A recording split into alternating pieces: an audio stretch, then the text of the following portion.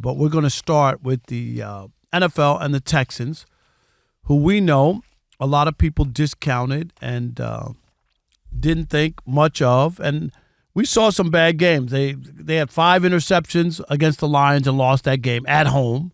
So a lot of people they got 5 interceptions. Yeah, when you say they have, it might sound as if they threw them. No. I meant they had a +5 in the interception. Yep. How's that? Yeah. And lost that game.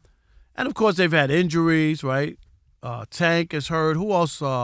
Collins went down for 5-6 Diggs. weeks, and Diggs, who they were excited to get, goes down. So it was and don't forget when they got Diggs, right? Rob G. Everybody and their uncle were picking them to go to the Super Bowl. The Chiefs, they were, the Ravens, the Bills. It was all about the Texans. A lot of that going around, which leads to the conversation of, I think, why people didn't pick them, why people were down about them in this postseason. Go ahead and into it. And even in this Chiefs game. Now, obviously, if you ask me, I'm going to pick the Chiefs, barring some catastrophic injury. But I think a part of that is what we thought they would be early on is not, and so what they are now is why we don't like them. We're not looking at what they are currently. We're more or less looking at, oh, man, y'all are supposed to be a real Super Bowl contender. Man, C.J. Stroud was supposed to be an MVP candidate this year. So we're like hanging on to our preseason expectations versus looking at them now where it's funny, Jaden Daniels is C.J. Stroud from a year ago. He is. It's almost eerie. Like they almost slim, sound like same build, kind of same. But you know what I mean. But hot rookie after last year. Oh, C.J. Stroud gonna win an MVP. Gonna win it. Like that's how people had him on a fast track. Did. No, they did. And he was an MVP candidate, kind of the sexy pick early. The Texans were a sexy pick to make the Super Bowl, and I think that's what's hindering them now. More so as far as national perception is that we're banking on what we expected versus what we see. And if you look at what you see, it ain't always great. It isn't always pretty, even in their wins. But they do muck games up enough, Rob, where they're kind of always around. You know what I mean? They're just hanging in there. If you look at some of these losses, they're right around there. I mean, even the loss to the Lions you mentioned, should have got that. They were +5, or, not +5, but Jared Goff threw 5 interceptions, but they still around that game. Lost to the Jets, it was a 1-score game. Lost to the Packers, they only lose by 2. Lose to the Bills. I beat the Bills, actually, I'm sorry. But you look at some of these losses, they're right there. They're in these games, and it just becomes one of those things where I think their style of play, the defense keeps them in there.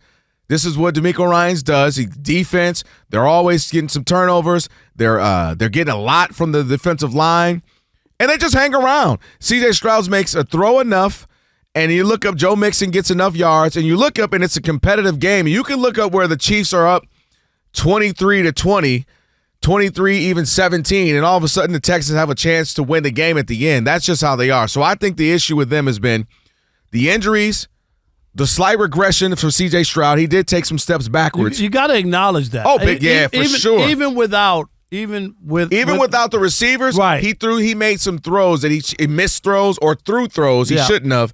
That you say, all right, come on, CJ, I expected a little bit more out of you. Even without missing, that ain't got the tight end ain't got nothing to do with Diggs right now. Right. What is that? You overthrew the tight end who's wide open. That ain't got nothing to do with that. Yeah, right. And I also think a part of that with C.J. Stroud is I do think he got what they call happy feet. I think the line wasn't great at times, and I think he started freaking out and panicking where, hey, actually, your pocket was great on that play. Actually, you could have just stepped up right in the pocket and made the throw, whereas I think he was having PTSD from having a bad line from times. With that being said, though, they're going to be in this game, man, and you know who don't blow people out? The Chiefs. No. You know who never covers? It's always by the skin of the their Chiefs. But here's the number one Chiefs fan in this country. Yeah. Is Nick Wright from FS1 and First Things First. Yep. Like almost to the point where it's just, yes, he's been on the show before. Mm-hmm. I doubt he'll be on now that Chris isn't on, but that's okay. That's my guy, though. That's my guy. Oh, Nick Wright? Yeah. Okay. Well, I wouldn't actually kick when Chris Carter, I went out there to New York, hung out with him, Chris Carter on the show. Okay. So maybe we'll have him on. But anyway. You know how it is. You know how you know everybody. Here he is talking about disrespecting the Houston Texans. Yeah. You don't lose a game you're not playing, and they're not playing a game. They have one final practice before their season starts. And here's how the Chiefs' seasons work. It starts in the AFC Championship game. If they go 0-1 that year, they have massive changes. It's happened twice. Once they fired the defensive coordinator after going 0-1 in 2018, and once they traded Tyreek Hill after going 0-1 in 2021. If they go 1-1, win the AFC Championship game and lose in the Super Bowl, they look at the team and say which unit needs to be overhauled, and they fix it. That happened in 2020 when they went 1-1 and they changed their offensive line. And if they go 2-0, they hold a parade. So he basically was saying that this was that this game coming up against the Texans is a practice. And see, I don't agree with that at all. Now, we also heard Rex Ryan the week before say that the Chargers had a bye.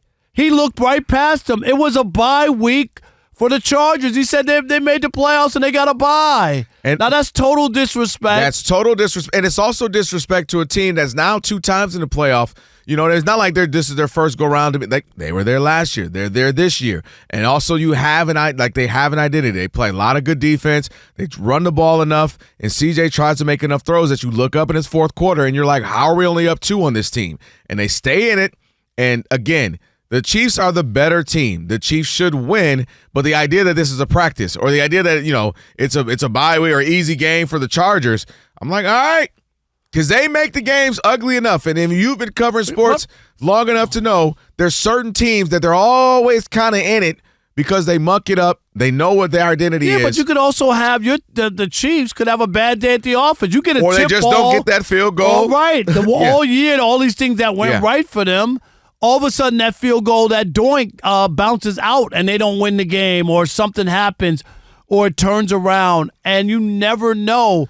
Or 100%. Patrick Mahomes could be like Baker Mayfield and has one turnover, and it turns the game. And that was one turnover turned 100%. the game. That game, if you watch it, you got Tampa Bay, okay, they're in control, they're going to march down, they're going to get – no, he fumbles the ball. He admitted it, too. That that was the game. Yeah. And that's what I was telling earlier today on the phone with Rob G. I was telling him, I said, the Texans just stick around enough where you're like, we'll be all right. It's fourth quarter. We about to do something now. We're the Chiefs. We're the Chargers. Justin Herbert's about to not, get this what we do. And you look up, and to your point, one thing happens. One guy going for an extra yard, another guy comes out, and the Texans punch the ball out, and it changes the game. So to me, they're not to be taken lightly. Again, this is their second playoff run under C.J. Stroud, D'Amico Ryan. Like, they're a quality team. Our expectations of what they would be is why we look down on them. What's the spread in this game? What is it? The spread? You know the spread, Rob G? Last I checked, it was 8. Yeah, see, it's not even double digits like some of these other games. You know what I mean? Like, yeah. That's a lot. And not to mention the Chiefs never cover. That's what I'm saying. For the Chiefs, it's they won't go overboard and go like if this was a practice, it would be 12 or 14. That's my point. So it's been bet up to 8.5 at BetMGM, which doesn't sound like a big number, except that the spread with Buffalo and Denver in the wild card round, Buffalo's viewed as one of the top Super Bowl contenders, was 9. Right. So the difference, but you're saying the difference between Denver and Houston is half a point. Which is weird, right?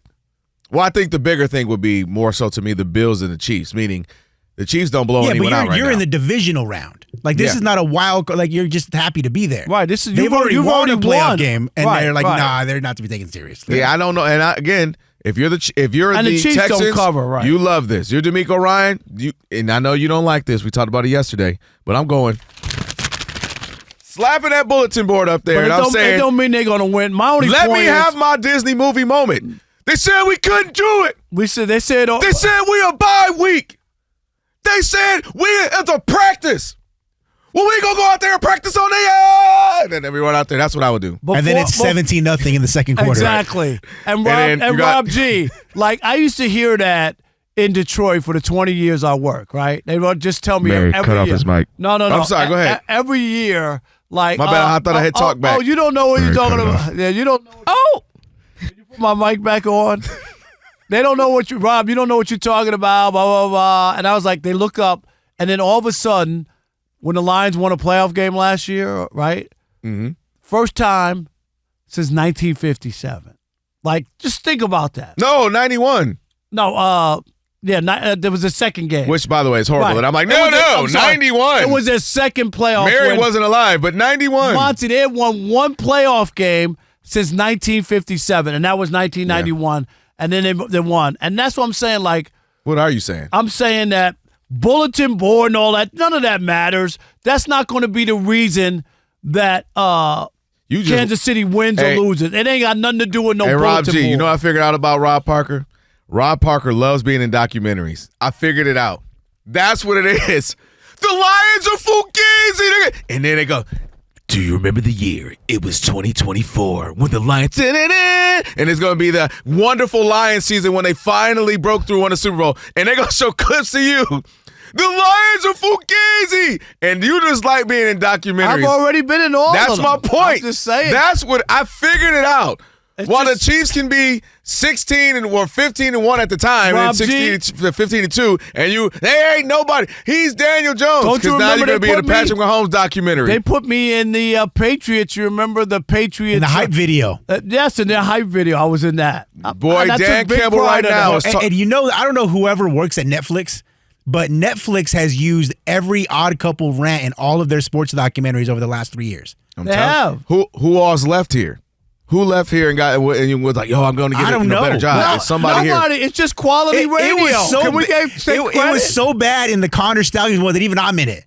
I'm like, wait, what the hell? Like, the Michigan one? The Michigan one. Yeah, I was watching. I did see you. I'm like, why am I in this? I told you, too. Well, Rob's in the Aaron Rodgers one that just came out. Right. You know, like, Aaron Rodgers does the beautiful balls. And then they cut something out. That might be the only one. The Lamar Jackson, they said he was a receiver. Yes, but that'll he was be actually it. a quarterback. There was You'll one be in man that in one. the media who defended him from the no beginning. matter what. But they just did a video with all the clips, and we are not in those Lamar. They did one. It's early. Of all the people ripping Lamar. Yeah. And this right. and that. No. You're the one that was on from the beginning. I was not. That's it. And you know me with the black quarterbacks. Don't disrespect Kerry Rose like that. That's right, Kerry Rose. I knew it since he was a peewee. When he was 11 years old. When he was 11, I was like, that boy's special. All right, He the one.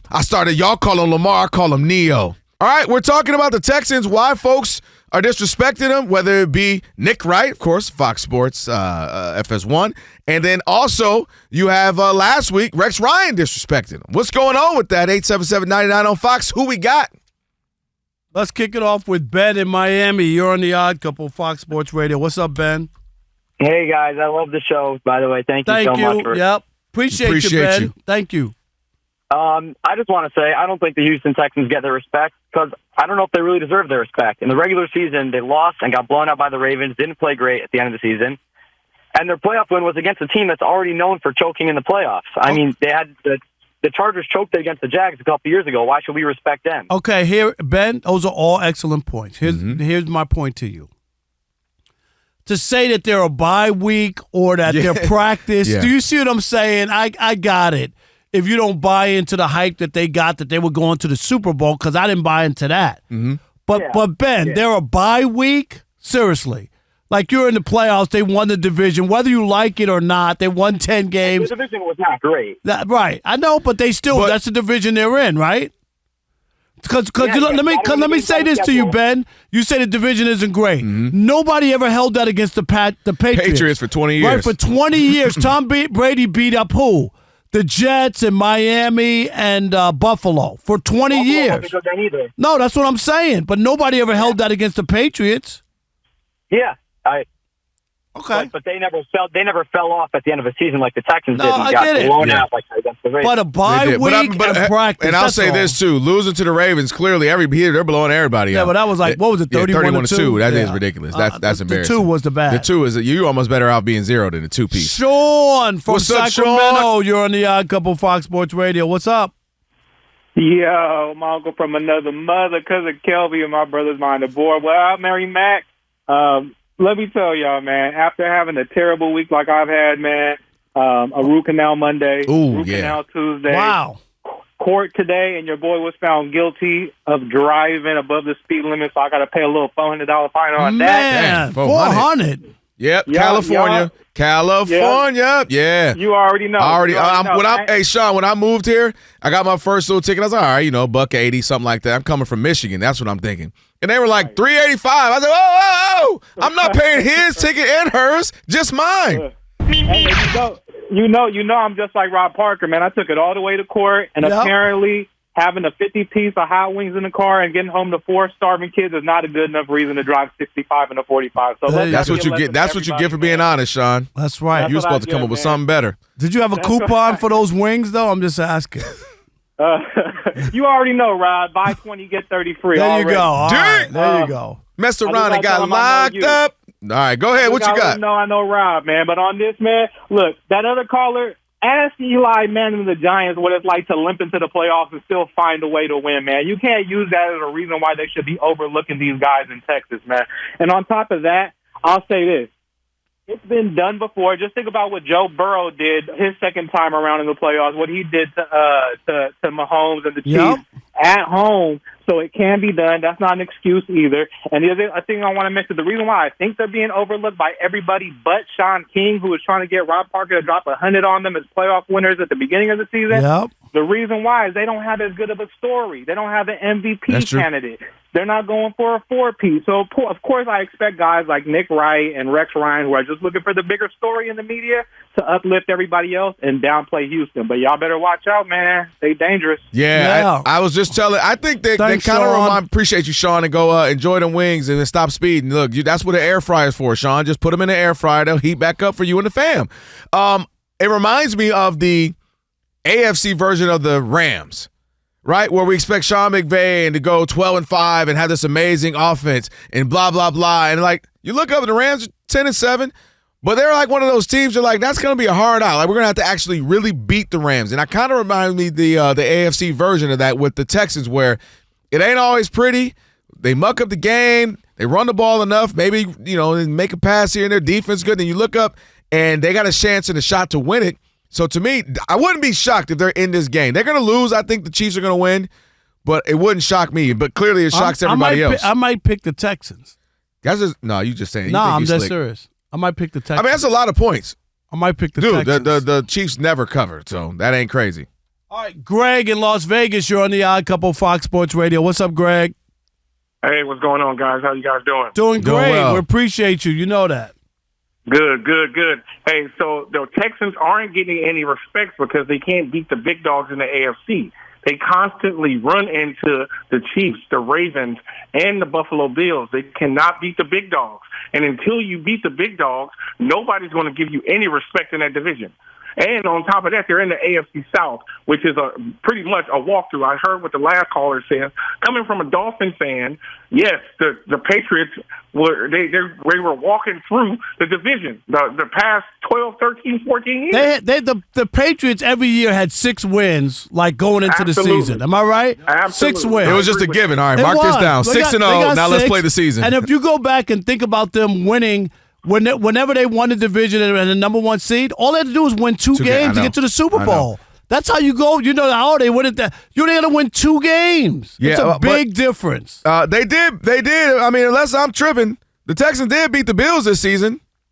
Right? I mean, am I missing that? They did. No, they did. They beat the Bills. That was the game that Josh Allen had 9 completions, right? And 63 yards, Rob G. Am I right? Or what was it? The passing? Yeah, it was yards? terrible. Yeah. It was like he had. No, he didn't. But I'm just saying they beat. And then the Lions, obviously one of the best teams in the NFL. They they almost beat the Chargers. They ran the Chargers. They beat the Packers. They got a few good games in here. I'm not saying they're world beaters. My point is everybody's acting like they're a 7-10 Panther team. Remember the Panthers went to the playoffs a couple times being under 500 because they just won the NFC South. People are acting like it's that. So that's where I don't agree with this.